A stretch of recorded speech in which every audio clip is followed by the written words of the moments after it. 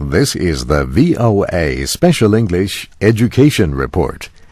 In 1999, 12% of public elementary schools in the United States required students to wear uniforms.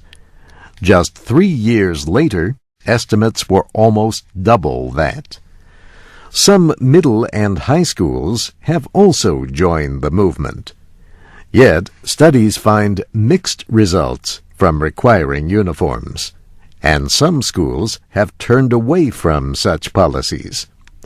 Supporters believe dressing the same creates a better learning environment and safer schools.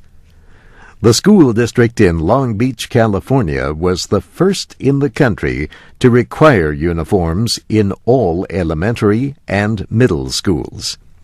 That was in 1994. The example helped build national interest in uniforms as a way to deal with school violence and improve learning. Findings in Long Beach suggested that the policy resulted in fewer behavior problems and better attendance. But researcher Victoria Stamison has looked at those findings. She says they were based only on opinions about the effects of uniforms. She says other steps taken at the same time to improve schools in Long Beach and statewide could have influenced the findings. The district increased punishments for misbehavior, and California passed a law to reduce class sizes. Her report is among several in a book published last year called Uniforms in Public Schools, A Decade of Research and Debate. In Florida, for example, researcher Sharon Pate found that uniforms seemed to improve behavior and reduce violence.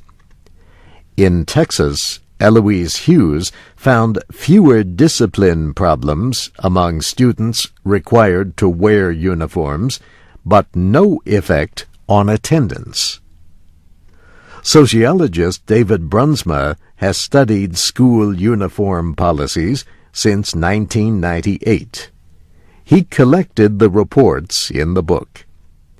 In his own study, he found that reading and mathematics performance dropped after a school in rural Pennsylvania required uniforms. Political and community pressures may persuade schools to go to uniforms to improve learning. But David Brunsma and others believe there is not enough evidence of a direct relationship. In fact, he says, requiring uniforms may even increase discipline problems. But researchers also say studies of uniform policies are often scientifically limited. They say more work is needed to get better information. And that's the VOA Special English Education Report, written by Nancy Steinbach. For more on this debate, go to voaspecialenglish.com. I'm Steve Ember.